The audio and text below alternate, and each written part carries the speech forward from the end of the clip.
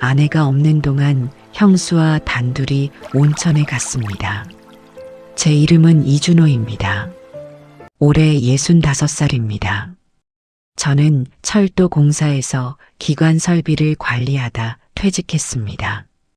35년 동안 작은 고장 하나도 그냥 지나치지 않았습니다.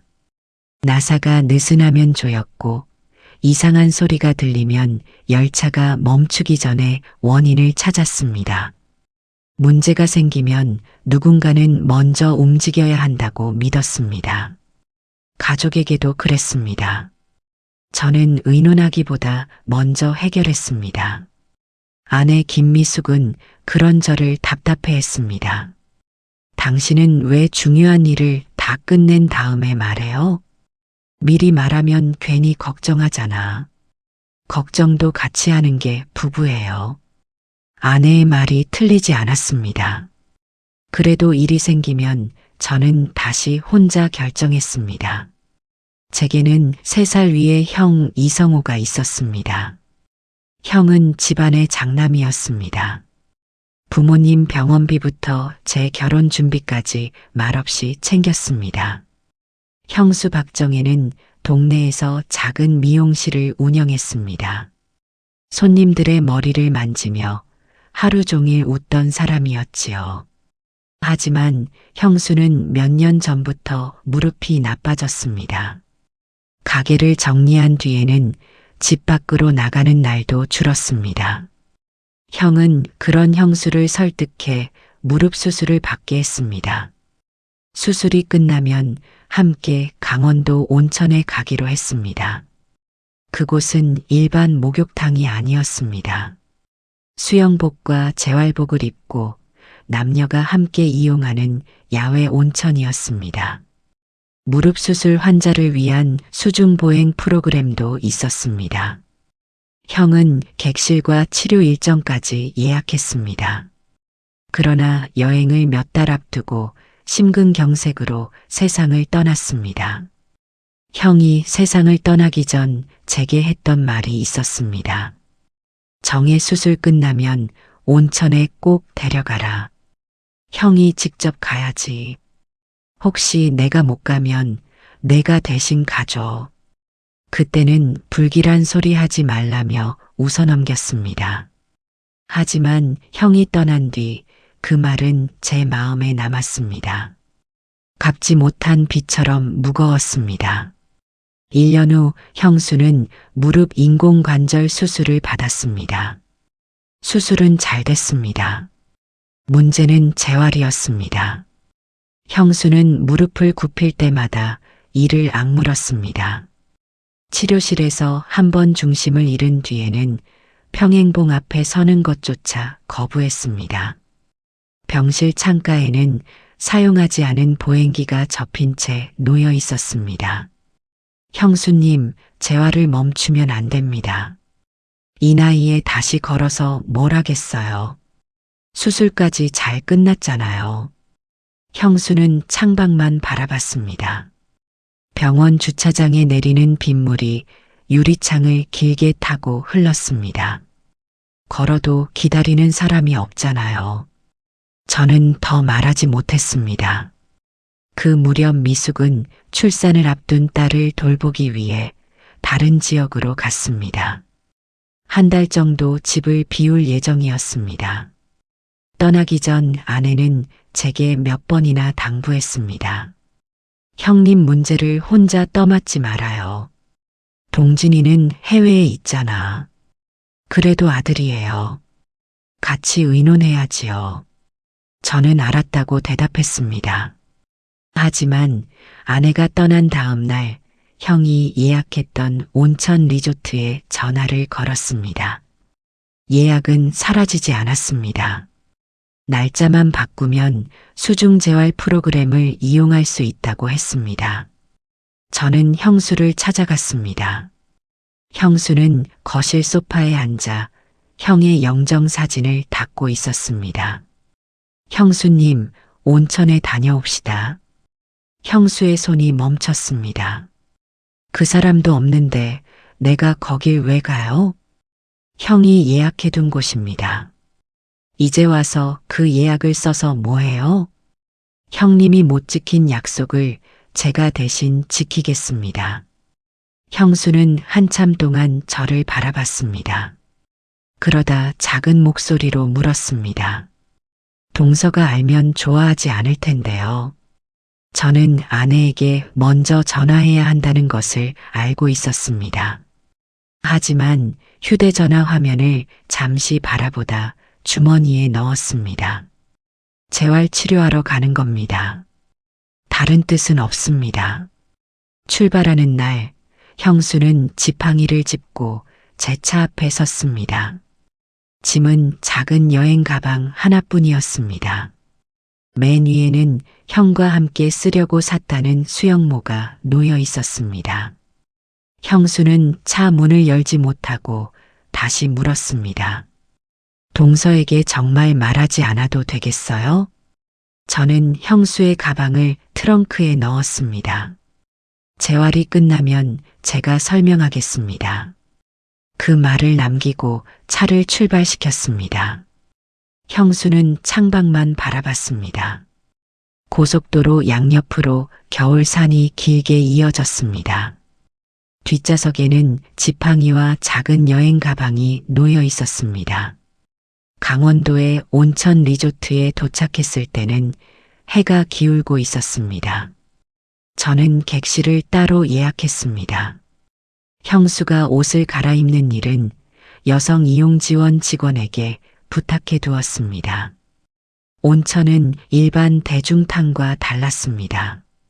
수영복 위에 재활복을 입고 남녀가 함께 이용하는 야외 시설이었습니다. 물속에는 긴 손잡이와 완만한 경사로가 설치돼 있었습니다. 노부부와 가족 단위 이용객들이 천천히 물속을 걷고 있었습니다. 형수는 입구에서 발을 멈췄습니다. 그냥 방으로 돌아가요.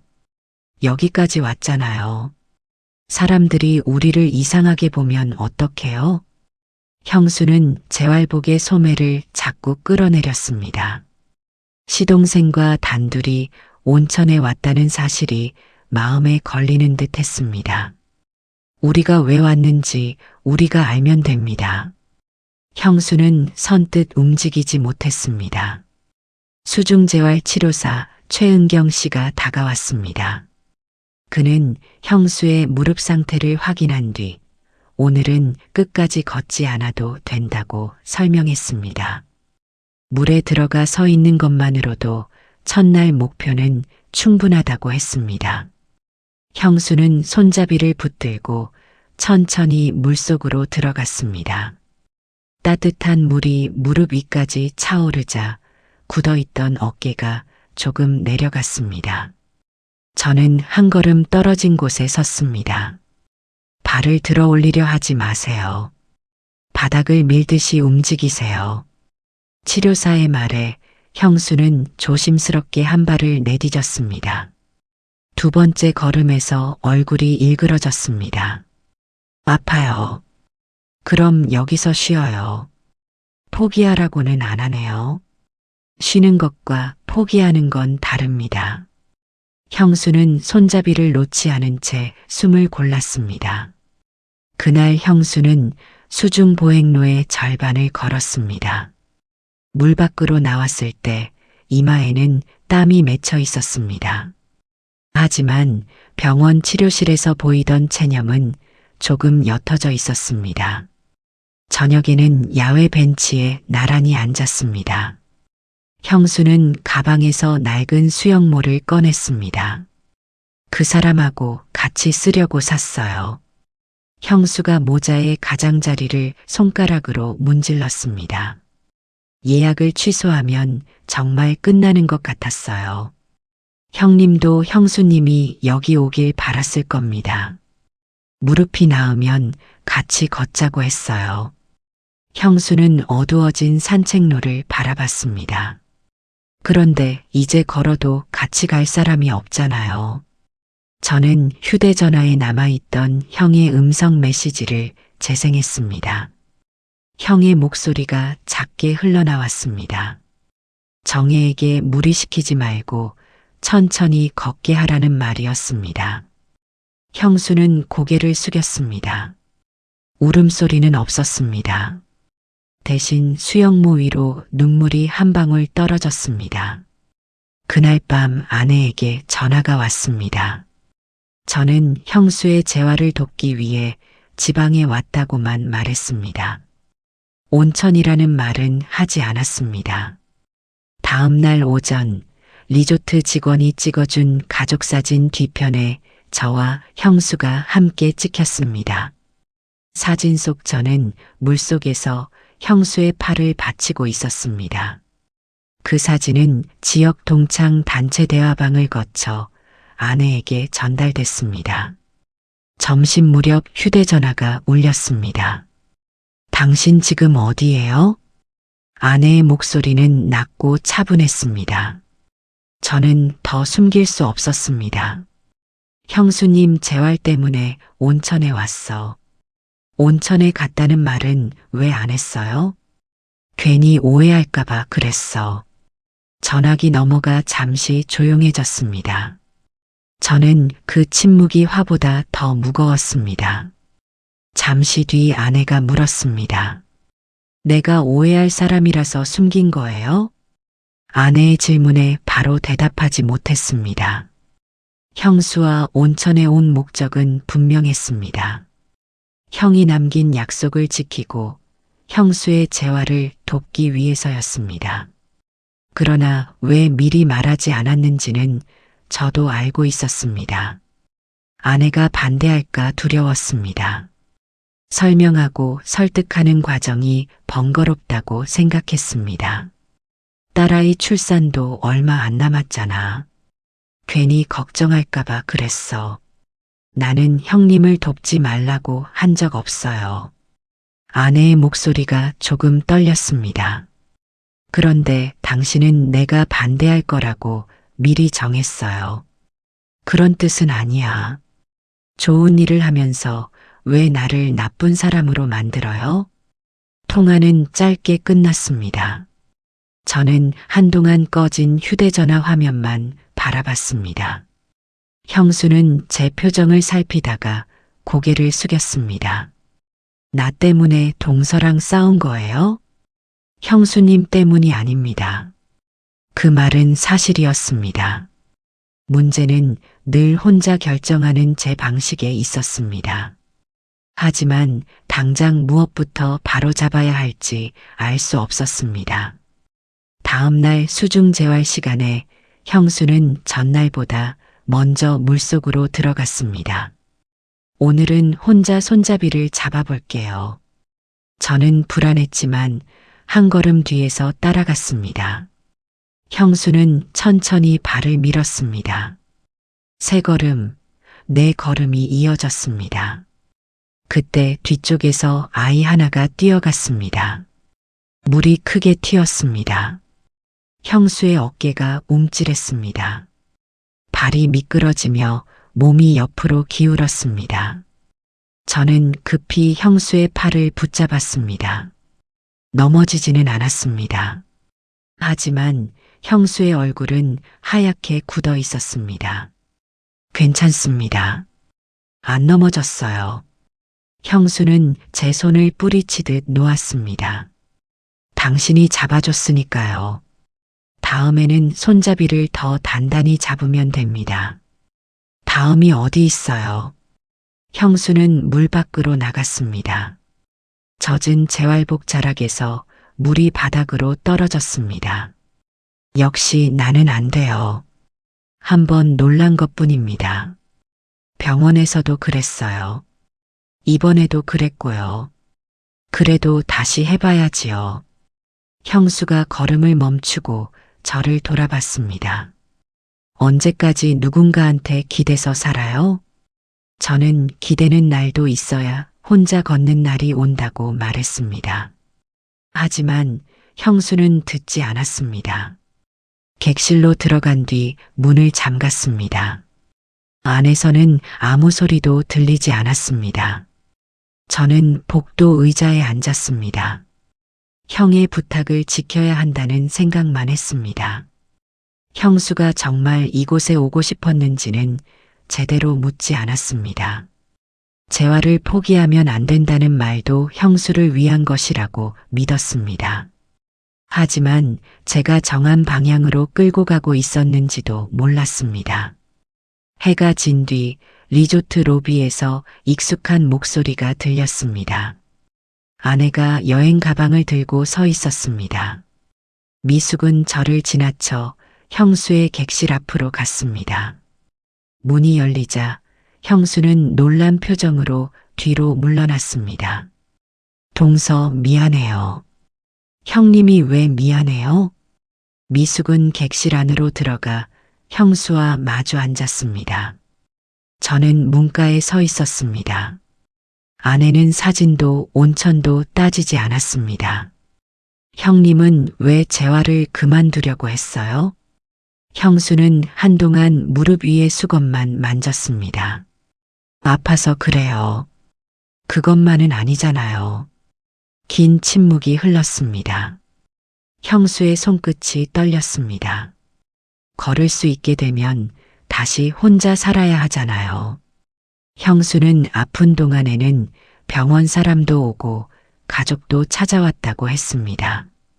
회복하면 모두 자기 집과 직장으로 돌아갈 것 같았다고 했습니다.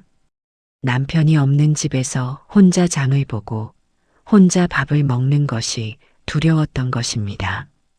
미숙이 형수의 손을 잡았습니다. 걸을 수 있게 된다고 혼자 두지는 않아요. 동서도 나를 불편해했잖아요. 불편했던 적은 있어요. 형수의 눈가가 붉어졌습니다. 미숙은 손을 놓지 않았습니다. 그래도 가족인 건 달라지지 않아요. 저는 두 사람 앞에 앉았습니다. 형한테 진 빚을 갚는다고 생각했어. 아내가 저를 바라봤습니다. 그 빚 때문에 형님 마음도 내 마음도 안 물었잖아요. 저는 천천히 고개를 숙였습니다. 미안해. 미숙은 잠긴 욕실 문 옆에 세워진 지팡이를 바라봤습니다. 그리고 제게 조용히 말했습니다. 다음에는 좋은 일도 우리와 같이 결정해요. 아내의 말은 조용했지만 분명했습니다. 저는 고개를 끄덕였습니다. 형수도 무릎 위에 올려둔 손을 천천히 폈습니다. 굳어있던 손가락이 조금씩 풀렸습니다. 그날 밤 우리는 다시 형의 음성 메시지를 들었습니다. 정혜에게 무리시키지 말고 천천히 걷게 하라는 형의 목소리가 객실 안에 잔잔하게 흘렀습니다. 전에는 그 말을 반드시 약속을 끝내라는 뜻으로 들었습니다. 이제는 다르게 들렸습니다. 천천히 가도 된다는 뜻이었습니다. 멈추더라도 기다리라는 부탁이었습니다. 저는 형수에게 다음날 다시 물에 들어가자고 말하지 않았습니다. 형수님이 결정하세요. 형수는 창밖의 야외 온천을 바라봤습니다. 수증기 사이로 사람들이 손잡이를 붙잡고 천천히 걷고 있었습니다. 무서워요. 그러면 안 해도 됩니다. 제가 그렇게 말하자 형수가 오히려 저를 바라봤습니다. 정말 그래도 돼요? 형이 원한 건 형수님이 다치는 게 아니었을 겁니다. 미숙도 옆에서 고개를 끄덕였습니다. 형수는 긴 침묵 끝에 입을 열었습니다. 한 번만 더 해볼게요. 대신 내 속도로 갈래요. 다음 날 아침 미숙은 수영복 위에 재활복을 입었습니다. 형수는 탈의실 앞에서 미숙을 보고 눈을 크게 떴습니다. 동서도 들어가려고요? 오늘은 제가 형님하고 같이 걸을게요. 남편 감시하러 온 줄 알았는데요. 미숙이 작게 웃었습니다. 그 사람은 밖에서 수건이나 들게 해요. 저도 따라 웃었습니다. 세 사람이 함께 웃은 것은 형이 세상을 떠난 뒤 처음이었습니다. 수중재활 치료사 최은경 씨는 형수에게 목표 거리를 묻지 않았습니다. 오늘 몸 상태가 어떤지부터 물었습니다. 형수는 무릎이 당기고 넘어질까 겁난다고 솔직하게 말했습니다. 그러면 겁이 줄어들 때까지만 가보지요. 형수와 미숙은 같은 손잡이를 잡았습니다. 저는 물 밖에 서서 지팡이와 수건을 들었습니다. 예전 같았으면 먼저 물속으로 들어가 형수의 팔을 붙잡았을 것입니다. 이번에는 기다렸습니다. 형수는 첫걸음을 떼고 멈췄습니다. 미숙도 함께 멈췄습니다. 아파요? 조금요. 그럼 쉬어요. 형수는 미숙을 바라봤습니다. 빨리 가자고 안 해요? 형님이 걷는 거지. 제가 걷는 게 아니잖아요. 형수는 입술을 다문 채 다시 앞을 봤습니다. 한 걸음이 이어졌습니다. 지난번 중심을 잃었던 지점이 가까워지자 형수의 어깨가 굳었습니다. 미숙이 팔을 내밀었습니다. 하지만 형수는 바로 잡지 않았습니다. 손잡이를 더 단단히 쥐었습니다. 물속에서 발을 천천히 밀었습니다. 한 걸음, 그리고 또 한 걸음이었습니다. 두려웠던 지점을 지나자 형수는 길게 숨을 내쉬었습니다. 몇 걸음 뒤에는 미숙의 팔도 놓았습니다. 혼자 손잡이를 잡고 앞으로 갔습니다. 저는 형수의 뒷모습을 바라봤습니다. 형의 자리를 대신해야 한다고 생각했습니다. 하지만 누구도 죽은 사람의 자리를 대신할 수는 없었습니다. 제가 할 수 있는 일은 형수를 끌고 가는 것이 아니었습니다. 넘어질까 두려운 순간에도 스스로 다음 발을 내디딜 수 있도록 곁에 서는 일이었습니다. 형수는 마침내 수중보행로의 마지막 표시선에 도착했습니다. 뒤를 돌아본 얼굴에는 지친 기색이 가득했습니다. 그러나 입가에는 작은 미소가 번져 있었습니다. 저와 미숙은 동시에 박수를 쳤습니다. 형수는 웃다가 눈가를 닦았습니다. 그 사람이 봤으면 좋아했을까요? 미숙이 대답했습니다. 형님이 다시 걸은 것보다 포기하지 않은 걸 더 좋아했을 거예요. 온천에서 돌아온 뒤 우리는 앞으로의 일을 함께 정했습니다. 형수는 일주일에 3번만 재활치료를 받기로 했습니다. 통증이 심한 날에는 쉬되 다음 예약을 취소하지 않기로 했습니다. 해외에 있는 동진에게도 영상통화를 걸었습니다. 동진은 어머니 문제를 삼촌에게 맡겼던 것을 사과했습니다. 귀국 일정과 치료비, 병원 동행 날짜를 구체적으로 나누기로 했습니다. 저도 더 이상 형수의 선택을 대신하지 않겠다고 약속했습니다. 며칠 뒤 형수는 다시 병원 재활치료실 앞에 섰습니다. 평행봉 너머로 긴 바닥선이 이어져 있었습니다. 형수는 지팡이를 벽에 세웠습니다. 그리고 치료사를 바라보며 말했습니다. 이번에는 제가 먼저 한 걸음 가볼게요. 형수는 평행봉을 잡고 천천히 앞으로 나아갔습니다. 첫 걸음은 여전히 조심스러웠습니다. 무릎이 굽혀질 때마다 얼굴이 굳었습니다.